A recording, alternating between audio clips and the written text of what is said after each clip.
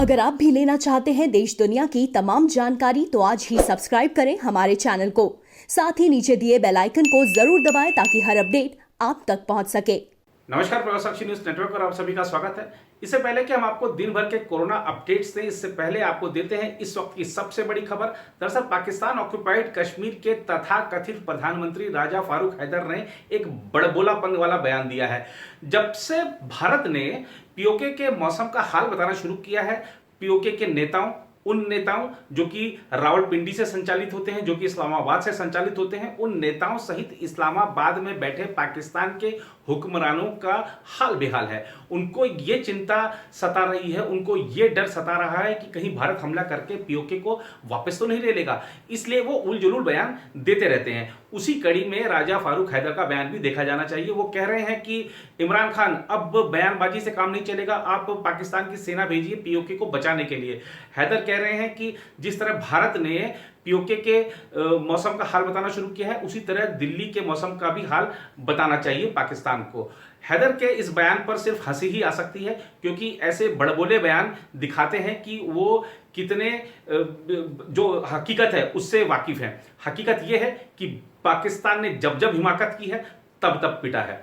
इसके अलावा अगर हम बात करें आज देश में जो गतिविधियां हुई उसको देखते हुए आज कहा जा सकता है कि अर्थव्यवस्था को सुधारने, भारत को आत्मनिर्भर बनाने की दिशा में भारत सरकार ने कदम तेजी से बढ़ाने शुरू कर दिए हैं। कल प्रधानमंत्री नरेंद्र मोदी ने जो 20 लाख करोड़ के पैकेज का ऐलान किया था, उसकी पहली कड़ी आज वित्त मंत्री निर्मला सीतारमण ने देश के सामने रखी। किस तरीके से एमएसएमई क्षेत्र को एक बूस्टर दिया गया है, हमारे जो कर्मचारी हैं उनको राहत दी गई है, चाहे वो ईपीएफ के से जुड़े मामले हों, चाहे एमएसएमई को जो राहत दी गई है, रोजगार बढ़ाने की जो बातें की गई हैं। और इसके अलावा भी आप देखिए सभी क्षेत्रों के लिए, खासतौर पर अगर हम रियल एस्टेट की बात करें तो वहां पर भी राहत है। चाहे जिसने अपना घर बुक कराया था उसके लिए भी कुछ ना कुछ राहत है, रियल एस्टेट कंपनियों के लिए राहत है।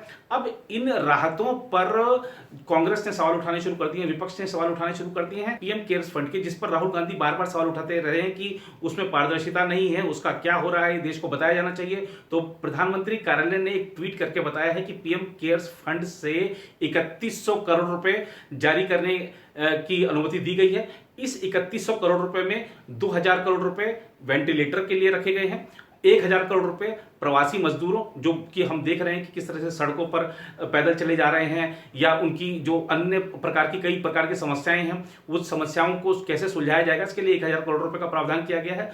और 100 करोड़ रुपए जो इसकी कोरोना वायरस की वैक्सीन बनाने के लिए दिशा में जो भी प्रयास चल रहे हैं उस प्रयासों को गति देने के लिए 100 करोड़ रुपए का प्रावधान किया गया है पीएम केयर्स फंड से। इसके अलावा अगर हम देखें, कोरोना वायरस के मामले लगातार बढ़ रहे हैं, लेकिन भारत में ये नियंत्रित भी हैं मामले। अगर आप देखें जो स्वस्थ होने की दर है वो भी बहुत अच्छी है अन्य देशों के मुकाबले।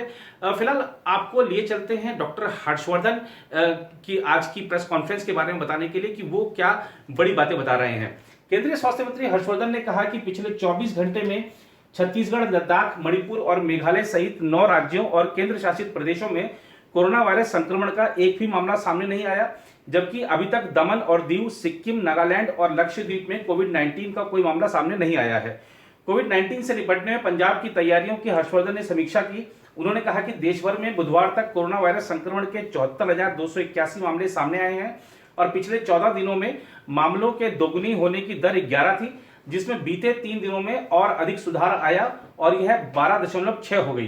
कोविड-19 से मरने वाले लोगों की संख्या बढ़कर 2415 हो गई है। बुधवार सुबह 8 बजे तक पिछले 24 घंटे में 122 लोगों की मौत हुई, जबकि संक्रमण के 3525 नए मामले सामने आने के साथ कुल मामले बढ़कर 74,281 हो गए। स्वास्थ्य मंत्री ने कहा कि कोविड-19 से मृत्यु दर 3.2% और स्वस्थ होने की दर 32.8% है। उधर महाराष्ट्र में कोविड-19 के एक दिन में सबसे अधिक 1495 मामले सामने आए और 54 लोगों की जान गई है, जिनमें से 40 केवल मुंबई के हैं। स्वास्थ्य विभाग के एक अधिकारी ने बताया कि राज्य में कोरोना वायरस के अभी तक 25,922 मामले सामने आ चुके हैं और 975 की इससे जान गई है। उन्होंने बताया कि 422 मरीजों को ठीक होने के बाद अस्पताल से छुट्टी भी दी गई। अभी तक कुल 5,547 लोग पूरी तरह ठीक हो चुके हैं। मुंबई के हालात ज्यादा खराब नजर आ रहे हैं, क्योंकि ताजा आंकड़ों के मुताबिक मुंबई में कोरोना वायरस के 800 नए मामलों के साथ कोविड-19 के मामलों की संख्या 15,581 तक पहुंच गई है तथा 40 और लोगों की मौत होने से मृतक संख्या अकेले मुंबई में 595 हो गई है। बीएमसी ने यह जानकारी दी है। उधर गुजरात जो कि कोविड-19 से काफी प्रभावित नजर आ रहा है, वहां संक्रमण के 364 नए मामले सामने आए और 29 संक्रमित मरीजों की मौत हो गई। इसी के साथ इस महामारी के मामले बढ़कर गुजरात में 9,268 हो गए और इससे जान गंवाने वालों की संख्या 537 हो गई। स्वास्थ्य विभाग के एक अधिकारी ने जानकारी दी। मुख्य सचिव स्वास्थ्य जयंती रवि ने बताया कि कोरोना वायरस के और 316 मरीजों के स्वस्थ होने पर अस्पतालों से छुट्टी दे दी गई है। इसी के साथ राज्य में इस महामारी के 3,562 मरीज स्वस्थ हो चुके हैं। उन्होंने बताया कि 39 मरीजों की हालत गंभीर है। इस बीच रेलवे ने 1 मई से 642 श्रमिक स्पेशल ट्रेनों का संचालन किया है, जिससे देश के विभिन्न हिस्सों में लॉकडाउन के चलते फंसे 8 लाख प्रवासी मजदूरों को उनके घर पहुंचाया गया। इनमें से सबसे अधिक ट्रेनें 301 उत्तर प्रदेश और उसके बाद बिहार यानी वहां पर 169 पहुंची। अन्य राज्यों में मध्य प्रदेश में 53 ट्रेनें, झारखंड में 40 ट्रेनें, ओडिशा में 38 ट्रेनें, राजस्थान में 8 ट्रेनें, पश्चिम बंगाल में 60 ट्रेनें, छत्तीसगढ़ में 6 और उत्तराखंड में 4 ट्रेनें पहुंची। आंध्र प्रदेश, जम्मू कश्मीर और महाराष्ट्र में 3-3 ट्रेनें पहुंची, जबकि एक ट्रेन हिमाचल प्रदेश, कर्नाटक, मणिपुर, मिजोरम, तमिलनाडु, तेलंगाना और त्रिपुरा पहुंची। रेलवे ने कहा है कि ट्रेनों में सवार होने से पहले यात्रियों की उचित स्क्रीनिंग की जाती है। यात्रा के दौरान यात्रियों को मुफ्त भोजन और पानी दिया जाता है। उधर दिल्ली पुलिस ने बुधवार को कहा कि लॉकडाउन के बीच नई दिल्ली रेलवे स्टेशन पर फंसे यात्रियों के वास्ते अब स्टेशन से आगे की यात्रा के लिए डीटीसी की बसें उपलब्ध होंगी। पुलिस के सूत्रों ने कहा कि शहर में सार्वजनिक परिवहन की आवश्यकता महसूस कर रहे लोगों के लिए दिल्ली परिवहन निगम 11 जिला मुख्यालयों तक बस चलाएगा। उन्होंने कहा कि निजी वाहनों का इस्तेमाल करने वाले लोग भवभूति मार्ग या मिंटो रोड से जा सकते हैं, जबकि डीटीसी की बसों में यात्रा करने वाले लोगों को अजमेरी गेट के सामने पार्किंग क्षेत्र से सवार होना होगा। पुलिस सूत्रों ने बताया कि कोविड-19 के मद्देनजर जारी कड़े दिशा निर्देशों को ध्यान में रखते हुए सभी इंतजाम किए गए हैं। उधर प्रधानमंत्री नरेंद्र मोदी ने स्वदेशी पर जोर दिया और सरकार ने इस पे दिशा में पहल भी शुरू कर दी है। आज गृह मंत्री अमित शाह ने इसकी पहल की शुरुआत की और उन्होंने खासतौर पर जो अर्धसैन्य बल हैं हमारे, उनकी जो कैंटीन होती है उसमें अब तय किया है कि स्वदेशी उत्पाद ही पूर्ण रूप से वहां मिलेंगे।